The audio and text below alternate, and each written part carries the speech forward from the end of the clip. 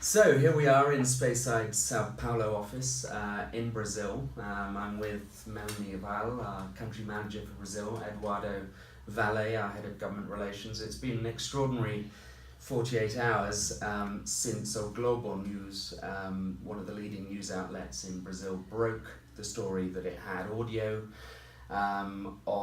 allegedly of President Temer approving a payment of so-called hush money to Eduardo Cunha, the former president of the Chamber of Deputies, a controversial figure in Brazil, often compared to Frank Underwood. Cunha, of course, one of the major drivers behind Dilma Rousseff's impeachment effort last year. So, fast-moving events. Melanie, where are we now? Where are we going? Well, where are we going? That's the big question. The cards are crumbling down. We know there are many open questions. There are different demands. There's what the streets want, what the population is pushing for, and there's what is legally possible and what the government seems to be mobilizing themselves to do. There's several scenarios of what can happen next, and also ways in which this could impact the economic future, the macroeconomic stability, and all the reforms that we had seen that were really lined up to happen within the next few months. So that is a big chunk of uncertainty ahead. I guess it would be best if Eduardo talks a little bit about these scenarios that we're seeing in the past few days. So in terms of what lies ahead, we have basically four scenarios. One of them is Michel Temer to resign as a president.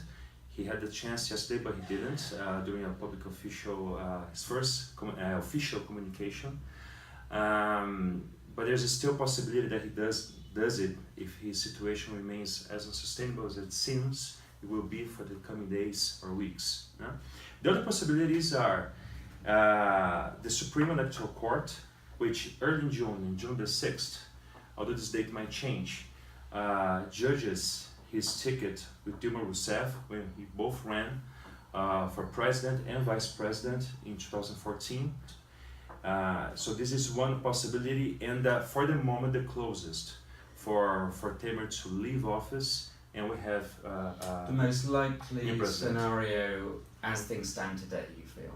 Yes, yeah, for the moment it is, unless again the situation becomes unsustainable. There's more evidence against Michel Temer, and these evidences are mounting. But he didn't signal when Temer gave his speech yesterday. He was very forceful in saying, "I will not resign." He was actually saying he will fight allegations in court. He is a constitutional lawyer. He might want to push that forward, the legal way of things, and buying himself some time for this to die down. From his perspective, these were obviously damning allegations, but there's no legal proof in there, and I think he would try to ride this out. If that happens, and you say, well, people are saying, analysts in Brazil are saying, well, the elegant way out would be the electoral court will literally annul this presidential ticket. That would be an elegant way out, but there's still two other possibilities, right? Exactly, yeah. One other would be he stands trial, impeachment, of course. Yeah. And fourth one would be if he stands trial at the Supreme Federal Court. For example, for obstructing the justice. And then this will be taken to Congress, who will decide on whether to keep up with the procedures that would suspend Temer while he's judged. And then if the Supreme Federal Court decides he is guilty, he then would need to leave office. It's a fourth possibility. Now, as I understand it, given how far we are through the current term of office, under any of those scenarios, the Electoral Court, the Supreme Court, or an impeachment proceeding, that doesn't trigger a new direct election. No, it doesn't. So up to December 2016, up to 2 years after election, there was a possibility of having direct elections again. What happens now is, because we're so short and so far through the term, what we would have is indirect elections. So Congress, the House of Representatives plus Senate, would elect a new president, which per se might not have been a problem, but in the current scenario where so many of these representatives are embroiled in corruption scandals and allegations, there's simply no legitimacy.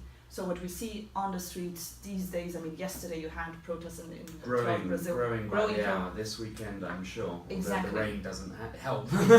Yeah, if it continues that way, it will probably be just the pots and the banging out the door. But we see this movement, and what they're pushing is for direct elections.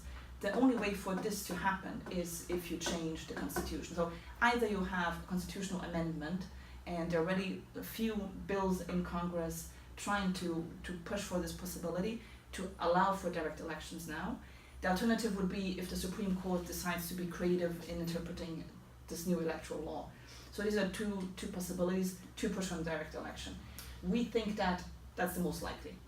No one would stand an indirect election. The second as it one, stands. which is the Supreme Federal Court to interfere in Yeah. this on the in the call for the direct elections. So this is the second possibility. Regardless of which path we go down, this isn't going to be resolved quickly. We've got Yeah. months of uncertainty, and I think we saw yesterday even suspension of trading for a period of time in the Sao Paulo Stock Exchange. Which hasn't happened since 2008. It The was biggest dramatic, one-day yeah. loss on the real versus the dollar since '99, I believe. Huge losses in terms of equity valuations. I mean, and my sense that a lot of the markets had priced in the reform they expected Yeah. Temer and his government, Mireles, the finance minister, to push through, the pension reform, the fiscal reforms that are essential. That's not looking likely to happen. So where It's do we stand? impossible. Where do we stand Yeah. in terms of the business environment and outlook? And what we saw is these reforms, they weren't only already you had draft bills, so we've been talking about reforms for the past 10 years. I mean, structural reforms that are deeply needed in the country. That was the first time that you had concrete bills that had some traction and were moving forward, and you had a timeline. So as you say, investors were calculating that risk into their investments and in their price calculations. What happens now is everything is suspended.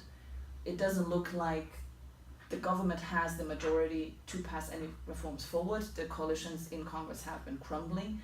Parties that were part to the coalition are just stepping out, and there is absolutely no predictability as to what will happen. And Eduardo, what are some of the you've been working through the night, getting calls from some of our clients internationally. What are the questions they're presenting to you? I mean, presumably just what on earth is going on?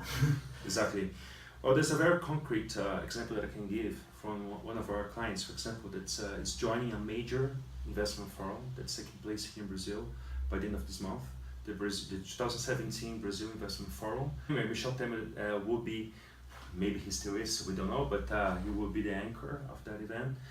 So the clients are asking whether is still a good idea to come down to Brazil for that event, because besides the event itself, they have a set of meetings with other government officials and other companies, etc.